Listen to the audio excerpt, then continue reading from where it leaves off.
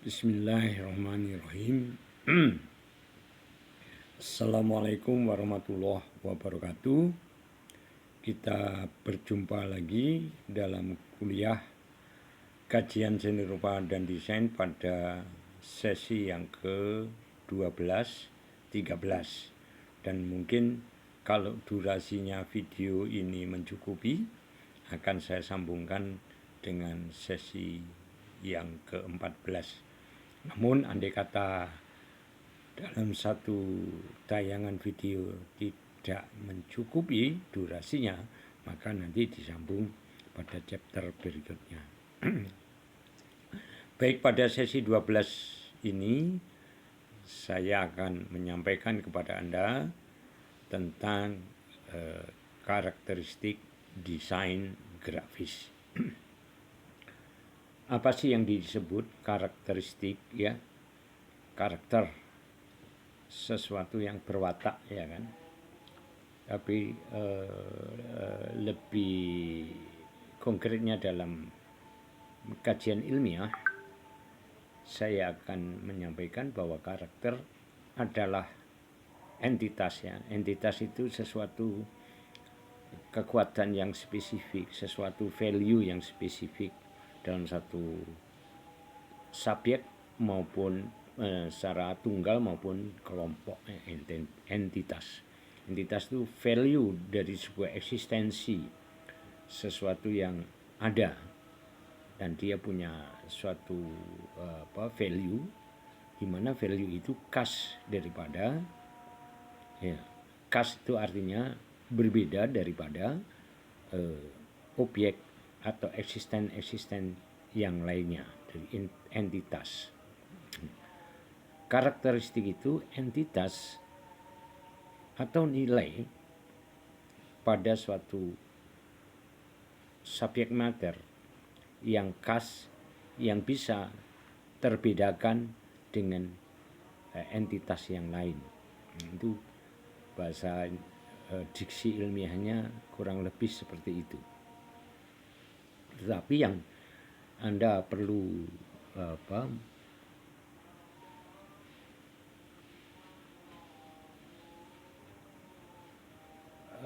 perlu pahami lebih lanjut, karakter itu berarti sebuah identifikasi, nilai dari sebuah identitas. Jadi orang yang berkarakter itu yang punya identitas yang khas, ya, bisa ditandai, bisa dideteksi eksistensinya secara khas. Demikian juga pada subjek matter yang lain di luar manusia. Nah, itu disebut punya karakteristik, ya. Dia punya kekuatan, punya sesuatu yang membedakan dengan objek-objek yang lain. Nah, itu disebut karakter, berkarakteristik. Nah, kalau pada diri seseorang terkait dengan integritas kepribadian, jadi orang yang berkarakter itu punya kepribadiannya cukup mudah dideteksi, mudah ditandai, dia punya kekuatan yang khas, dan biasanya orang yang punya integritas karakteristik itu mampu mewarnai pada satu komunitasnya, pada lingkungan sekitarnya, karena dia punya unggulan, punya sesuatu yang bisa sedikit unggul dan membedakan itu kalau terhubung dengan apa yang disebut karakteristik personal. Nah, itu terkait dengan integritas kepribadian. Jadi integritas itu dari kata kesatuan. Jadi dalam dirinya terbentuk suatu kesatuan watak yang positif, yang spesifik, yang unggul. Nah, makanya orang yang punya karakter disebut orang yang berkarakteristik, mampu mengatasi persoalan-persoalan dirinya di tengah situasi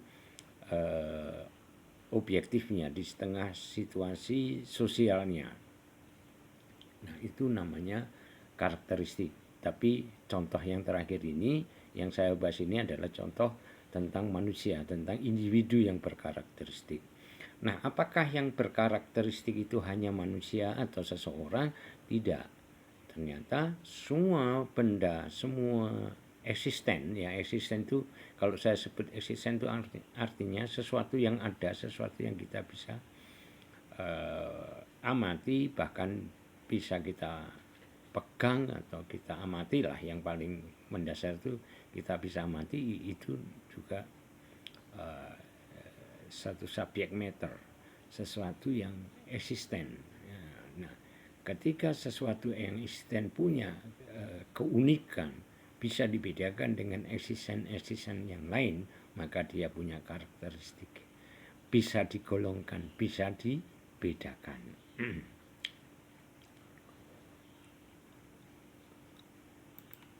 Nah, kita bisa verifikasi atau konfirmasi dari Kamus Besar Bahasa Indonesia yang dicatat bahwa karakter itu adalah tanda diri. Tanda pada suatu eksisten tadi yang punya ciri khas. Kalau unik itu seringkali Anda sebut sebagai ciri khas, atau berbagai fasilitas. Kalau HP itu ada fasilitas yang disebut fitur. Nah, sesuatu yang punya atribut fitur yang menandakan, menyatukan kekuatan spesifikasinya, nilai keunikannya, nilai yang spesifik, maka dia disebut karakter.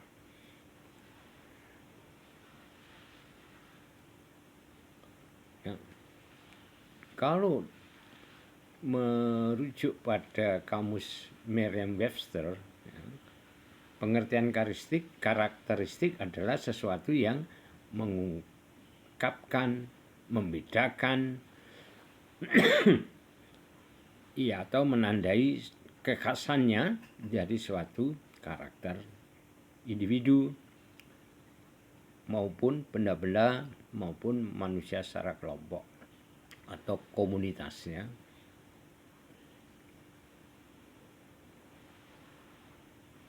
Jadi karakter itu bisa berubah orang, bisa berubah benda, bisa berubah kelompok.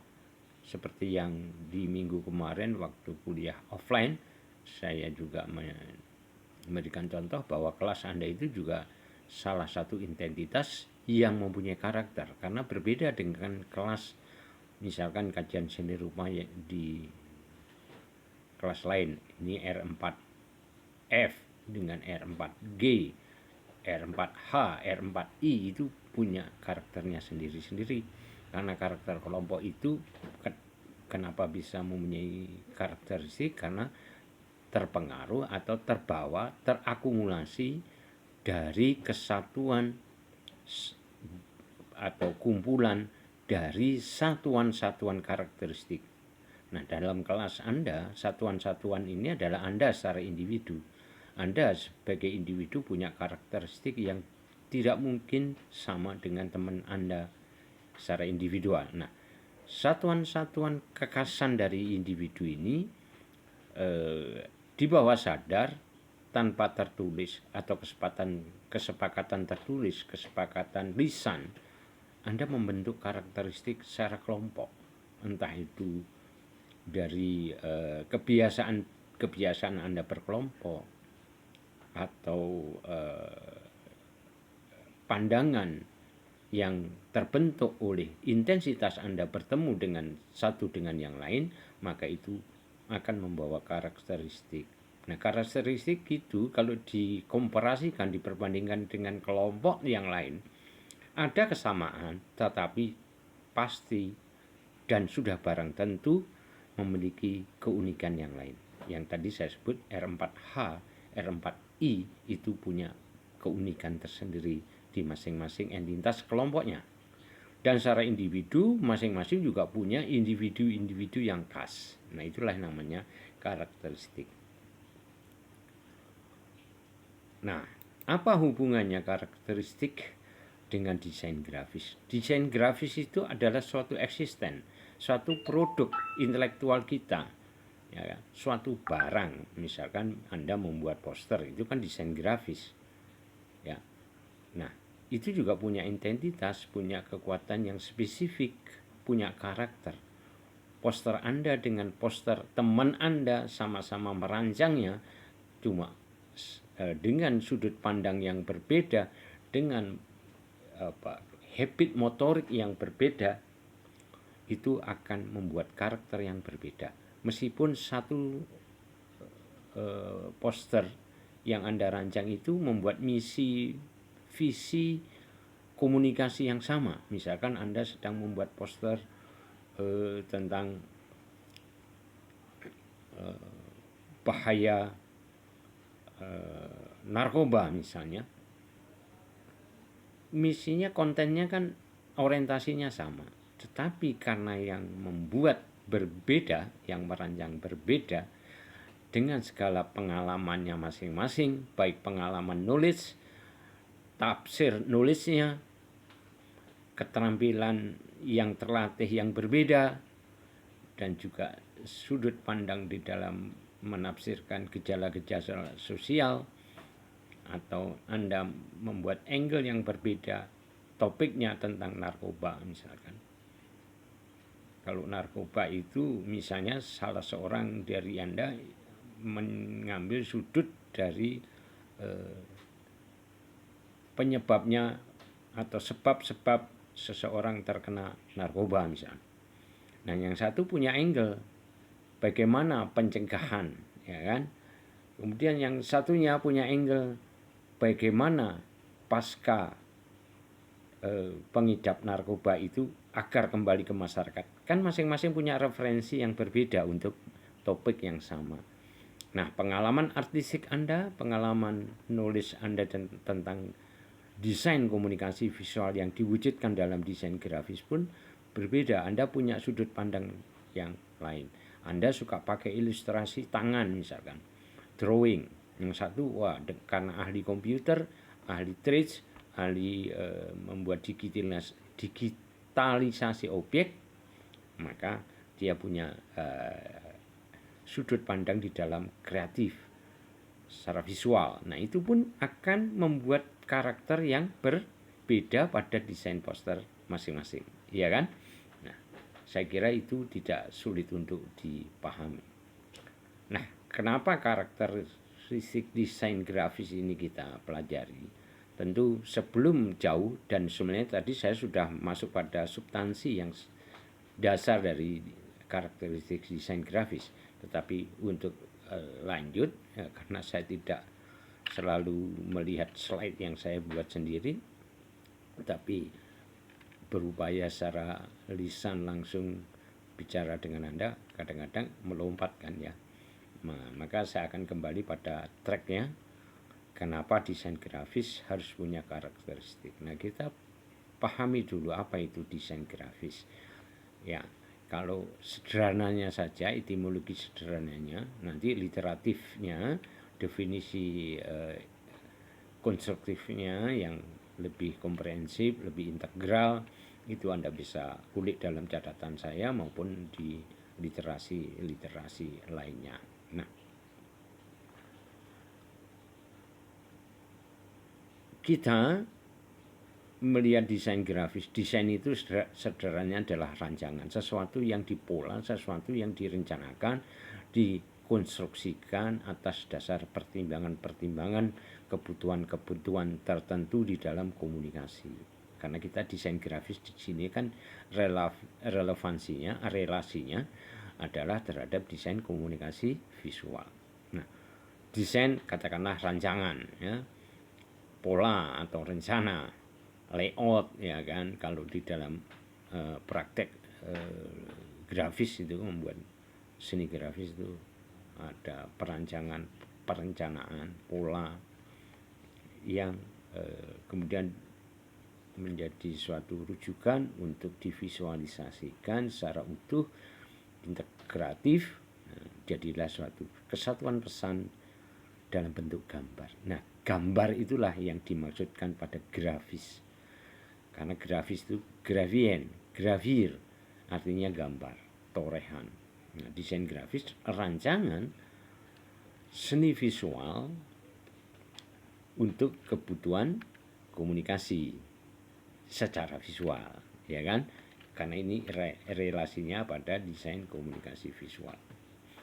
Nah, jadi kembali, desain grafis adalah rancangan secara visual, karena grafis itu adalah visual. Seni grafis artinya seni rupa dengan pelaksanaan teknisnya secara grafis. Seni visual terapan, ya.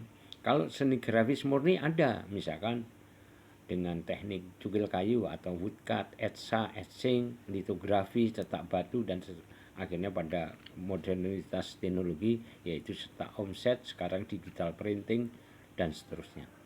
Tapi seni visual grafis murni itu lebih pada craftsmanship, ketekunan, keterampilan menggores, mendrawing pada suatu papan, kemudian dicukil, kemudian bubui tinta dan dipres atau dicetak.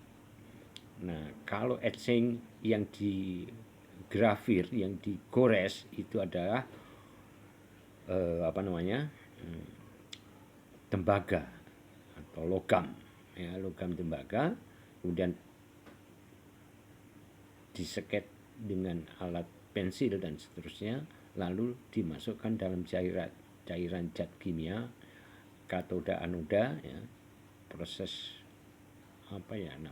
katoda anoda, ya, karbon, ya, pokoknya etching itu dengan proses kimiawi dengan cairan dan elektromagnetik gitu.